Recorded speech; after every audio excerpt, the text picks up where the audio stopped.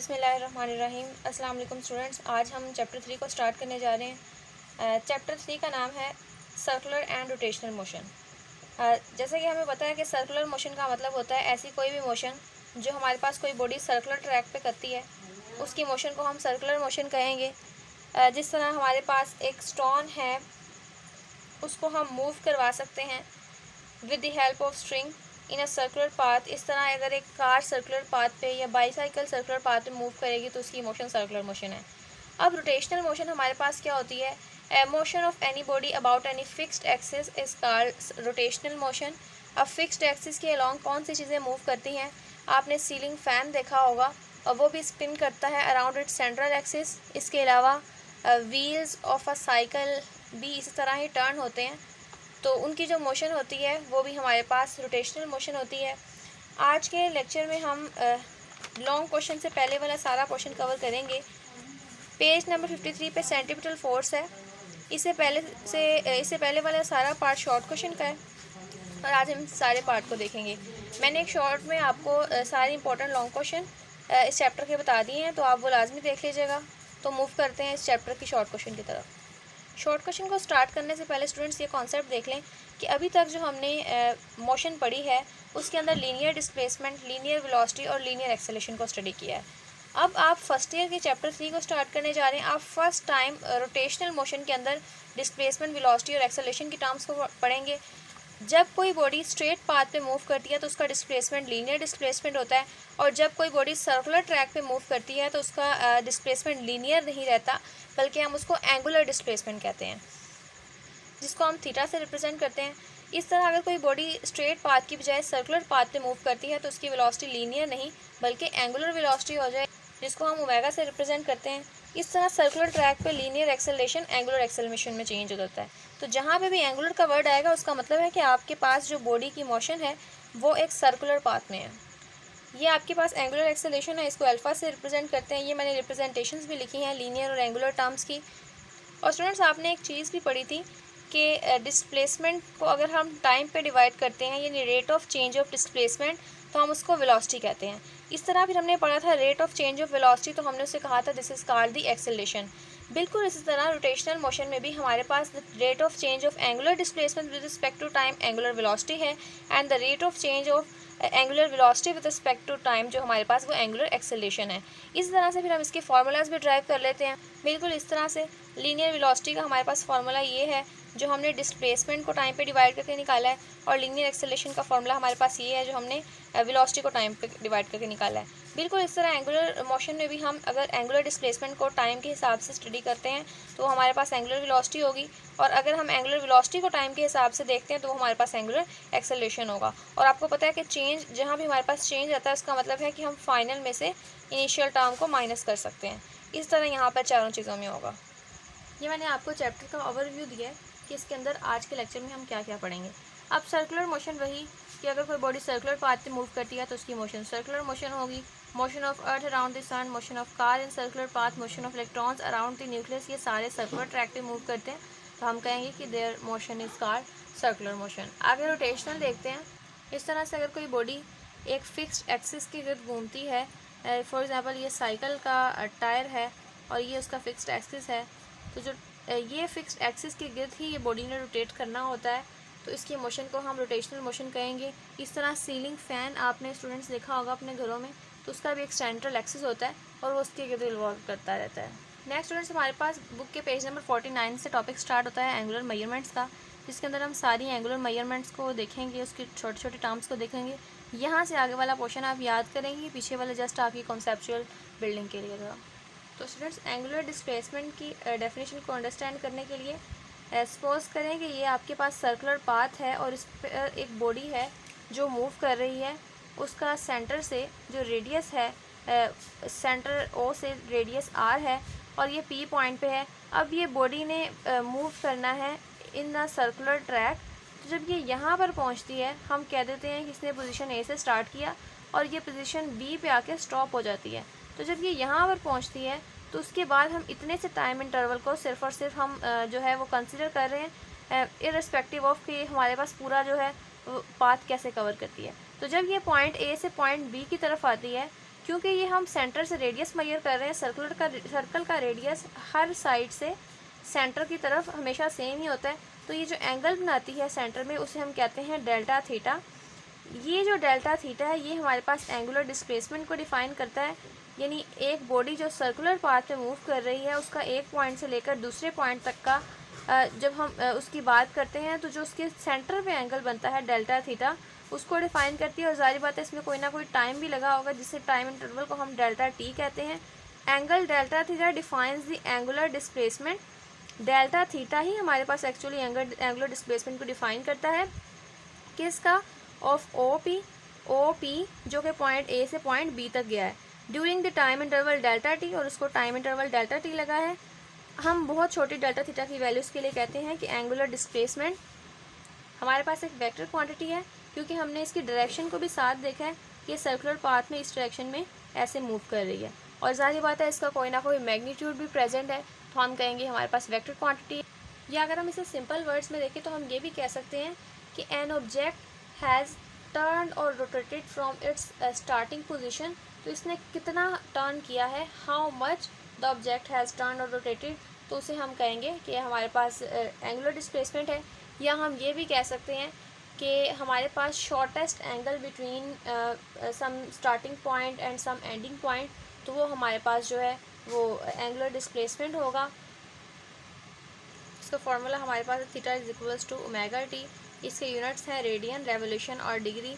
Radian इसका SI unit है और बकाया इसके रेवोल्यूशन या डिग्री आपके पास नॉन एसआई यूनिट्स है। अगर हम इसकी डायरेक्शन को मेजर करना चाहें तो हम वो राइट हैंड रूल की मदद से प्रिडिक्ट कर सकते हैं। इसके लिए आपको कर्लिंग फिंगर्स के साथ राइट हैंड की कर्लिंग फिंगर्स के साथ एक्सिस ऑफ रोटेशन को ग्रैस्प करना होगा। उसके बाद और ये आपका जो ग्रैस्प करना है रोटेशन की डायरेक्शन में होना चाहिए। फॉर एग्जांपल अगर रोटेशन ऐसे हो रही है तो आपने राइट हैंड से अपना थंब ऊपर की तरफ करना है और इसको ऐसे तरह से इस तरह से पकड़ना है। तो जो आपके पास थंब होगा वो आपके पास डायरेक्शन ऑफ एंगुलर डिस्प्लेसमेंट को शो करेगा। अगेन अगर आपकी कर्लिंग फिगर्स जो है वो डायरेक्शन ऑफ रोटेशन को शो कर रही हैं और आपने राइट हैंड से पकड़ा हुआ है एक्सिस ऑफ रोटेशन को, तो आपके पास जो थंब है वो डायरेक्शन ऑफ एंगुलर डिस्प्लेसमेंट को शो करेगा। अब हमारे पास दो प्रूफ्स हैं। स्टूडेंट्स के पेपर में आपको प्रूफ आ सकता है कि show that S is equals to R theta, जहाँ पर एस आपके पास आर्क लेंथ है यानी P1 से P2 तक ये आपके पास एस है। आर आपके पास रेडियस है यानी कि सेंटर से लेकर किसी एक साइड तक के सर्कल का जो जितना पाथ है OP1 OP2 आपके पास रेडियस है, और जो इस सेंटर पे एंगल बनाएगा उसको हम थीटा कहेंगे। तो हम इस इंफॉर्मेशन को यहाँ लिखते हैं। यहाँ पर ये चीज़ एंगल को शो कर रही है। OP1 OP2 का मतलब है इसकी जो टोटल लेंथ है यहाँ तक के रेडियस की, और P1 P2 का मतलब है यहाँ तक के यहाँ से यहाँ तक लेंथ आर्क की लेंथ कितनी थी। अब अगर हम आर्क लेंथ को एंगल पे डिवाइड करें तो हमारे पास रेडियस आ जाता है। आर्क लेंथ हमारे पास S है, एंगल थीटा है, रेडियस R है। हमें प्रूफ करना है S को। S हमारे पास एक साइड पे है, हम थीटा को भी दूसरी साइड पे ले जाएंगे, S equals to R theta. तो ये हमारे पास वो है जो हमें प्रूफ करवाना था। नेक्स्ट देखते हैं शॉर्ट क्वेश्चन नंबर 3। तो इसमें आप ये वाला फार्मूला यूज़ करेंगे जो हमने पीछे ड्राइव किया है। एस हमारे पास डिस्टेंस है जो कवर किया है जब पॉइंट P1 से P2 तक जाता है और फिर बाद में आगे मूव करता है। हमें पता है जब हम पूरे सरकमफेरेंस की बात करते हैं तो वहाँ पर हम एस के जगह 2πr यूज़ कर सकते हैं। पाई हमारे पास हाफ सर्कल के लिए होता है। अगर हम नेक्स्ट हाफ सर्कल पूरा करेंगे तो कंप्लीट सर्कल के लिए 2π, और आर हमारे पास जो है वो सरकमफेरेंस के लिए होता है। हम थीटा की जगह पुट करवा सकते हैं 360 डिग्री। अगर हम एंगल की बात करें डिग्री में, क्योंकि हमने पढ़ा हुआ है कि हम 3 इसके एंगल्स को देखते हैं, तो इसमें हम पुट करवाएंगे एस की जगह 2πr, put in equation 1। Theta की जगह हम 360 डिग्री पुट करवाएंगे। हमें आंसर चाहिए रेडियन में। हम क्या करेंगे, आर इधर मल्टीप्लाई हो रहा है, इधर आके डिवाइड हो जाएगा, 2πr divide by R. R से कैंसिल है। हमें रेडियन में चाहिए, ये साइड डिग्री वाली, ये साइड रेडियन वाली है। तो यहाँ पर अगर हम कहें कि हमारे पास 1 प्रेजेंट है और 2π को हम 360 के साथ डिवाइड करवा दें, जहाँ पे हम पाई की वैल्यू 3.14 यूज़ करेंगे। स्टूडेंट्स आप पहले 2 को 3.14 से मल्टीप्लाई करेंगे, जो आंसर आएगा 360 को उस आंसर के साथ डिवाइड करवाएंगे, तो आपके पास जो आंसर है वो यही आ जाएगा जो आपको प्रूव करना है। जो कि 1 radian is equal to 57.3 degree है। कैलकुलेशन से रिलेटेड प्रॉब्लम्स अगर आपको स्टूडेंट कोई भी प्रॉब्लम आती है तो आप मेरे से कमेंट सेक्शन में पूछ सकते हैं, मैं उसकी डिटेल वीडियो दूंगी। तो स्टूडेंट स्टेटमेंट देखते हैं एंगुलर वेलोसिटी की। हमें पता है कि डेल्टा थीटा हमारे पास एंगुलर डिस्प्लेसमेंट है, डेल्टा टी हम टाइम को कहते हैं। अगर हम डिस्प्लेसमेंट को एंगुलर डिस्प्लेसमेंट को टाइम से डिवाइड कर दें तो हमारे पास एंगुलर वेलोसिटी आएगी। The rate of change of angular displacement, हम चेंज की बात कर रहे हैं एंगुलर डिस्प्लेसमेंट की विद टाइम, तो हमारे पास एंगुलर वेलोसिटी होगी। इसका ये फॉर्मूला है। अगर यूनिट देखें तो एसआई यूनिट की अगर हम बात करते हैं तो डेल्टा थीटा का यानी कि एंगुलर डिस्प्लेसमेंट का एसआई यूनिट रेडियन है और हम उसको टाइम से डिवाइड कर रहे हैं, टाइम का यूनिट सेकंड होता है, तो हमारे पास इसका यूनिट आता है रेडियन पर सेकंड। अगर आप नॉन एसआई यूनिट्स की बात करें तो वो आपके पास रेवोल्यूशन पर सेकंड और दूसरा हमने एक और देखा था डिग्री पर सेकंड भी आ सकता है। हम अगर टाइम को सेकंड्स की बजाय मिनट में लेंगे तो हमारे पास ये यूनिट रेडियन पर मिनट और रेडियन पर रेवोल्यूशन पर मिनट, डिग्री पर मिनट वगैरह भी बन सकता है। तो ये डिपेंड करता है कि हम टाइम को किस तरह ले रहे हैं। टाइम का जो यूनिट है वो वैसे बेसिक सेकंड ही है, बेस यूनिट, और टाइम हमारे पास बेस यूनिट्स में आता है तो इसलिए हम रेडियन पर सेकंड मोस्टली यूज़ करते हैं।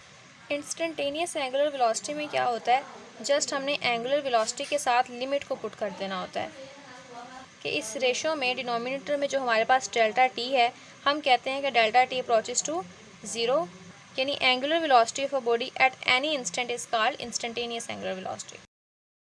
स्टूडेंट्स, हमारे पास एंगुलर एक्सेलरेशन है। जब भी कोई बॉडी सर्कुलर ट्रैक पे मूव करती है तो उसका मोशन, उसकी एक्सेलरेशन को हम एंगुलर एक्सेलरेशन कहते हैं। इसको हम डिफाइन ऐसे करेंगे, अगर हम एंगुलर वेलोसिटी को टाइम पे डिवाइड कर दें या एंगुलर वेलोसिटी को हम टाइम के हिसाब से चेंज करता हुआ ऑब्ज़र्व करें तो वो हमारे पास एंगुलर एक्सेलरेशन होगा। और इसका यूनिट, एंगुलर वेलोसिटी का यूनिट रेडियन पर सेकेंड है, और क्योंकि टाइम का यूनिट पर सेकेंड है तो इसको ये जब ऊपर आएगा तो रेडियन की पावर s-1 जिसको हम इस तरह लिख सकते हैं रेडियन s-2। अब हमारे पास इंस्टेंटेनियस एंगुलर एक्सेलरेशन क्या है, उसी फॉर्मूले में, एंगुलर एक्सेलरेशन के फॉर्मूले में जस्ट हमने लिमिट पुट करवाई है और डिनोमिनेटर को ज़ीरो करना है, यानी कि delta T approaches to zero. जब आप डिनोमिनेटर को यानी डेल्टा टी को ज़ीरो को अप्रोच करवाएंगे तो ये रेशो आपके पास इंस्टेंटेनियस एंगुलर एक्सेलरेशन की इक्वेशन होगी, जो हमारे पास ये कहती है the angular acceleration of a body at any instant is known as instantaneous angular acceleration. अब आपको पेपर में प्रूफ आ सकता है कि show that v is equals to R W, यानी ये भी कहा जा सकता है इसी जगह show the relationship between linear velocity and angular velocity. तो आपको पता होना चाहिए कि लीनियर वेलोसिटी v है, एंगुलर वेलोसिटी w है, और इन दोनों के दरमियान रिलेशनशिप के लिए हम ये फार्मूला यूज़ करते हैं। इसके लिए आपको एक स्टेप पीछे जाना पड़ेगा। ये एंगुलर वेलोसिटी है। एंगुलर वेलोसिटी को प्रूफ करने के लिए आपके पास एंगुलर डिस्प्लेसमेंट का फार्मूला होना चाहिए, जो कि ये है। इस फॉर्मूले में आपने दोनों साइड पे टी को पुट करवाना है। Delta S divide by delta T आपको पता है लीनियर वेलोसिटी होती है। Delta theta divided by delta T आपके पास एंगुलर वेलोसिटी होती है।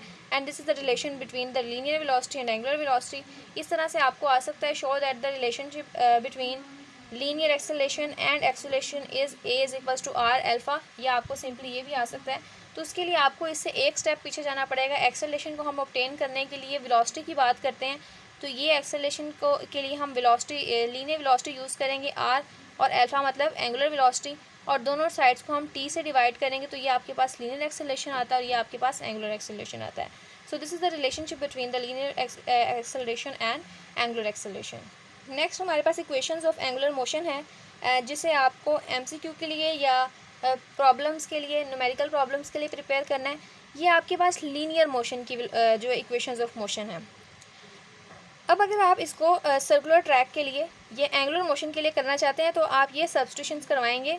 फाइनल वेलोसिटी की जगह WF, इनिशियल वेलोसिटी की जगह WI, लीनियर एक्सेलरेशन की जगह एंगुलर एक्सेलरेशन, और S की जगह आप थीटा यानी एंगुलर एक्सेलरेशन पुट करवाएं, एंगुलर डिस्प्लेसमेंट पुट करवाएंगे। ये सारी सब्स्टिट्यूशन जब आप इस इक्वेशन के अंदर करते हैं तो आपके पास ये रिजल्ट ऑब्टेन होते हैं जो कि एंगुलर मोशन की इक्वेशन को बताते हैं। तो आप इसकी प्रैक्टिस कर लीजिएगा जस्ट में पुट करके। तो स्टूडेंट्स, नेक्स्ट लेक्चर में हम सेंट्रीपिटल फोर्स का लॉन्ग क्वेश्चन देखेंगे। हम यहाँ तक जो है वो कवर कर चुके हैं। इसमें एक MCQ आता है, direction of motion changes continuously in circular motion. इसको मैं एक्सप्लेन करूँगी जब हम सेंट्रीपिटल फोर्स पढ़ेंगे। थैंक यू, अल्लाह हाफिज़।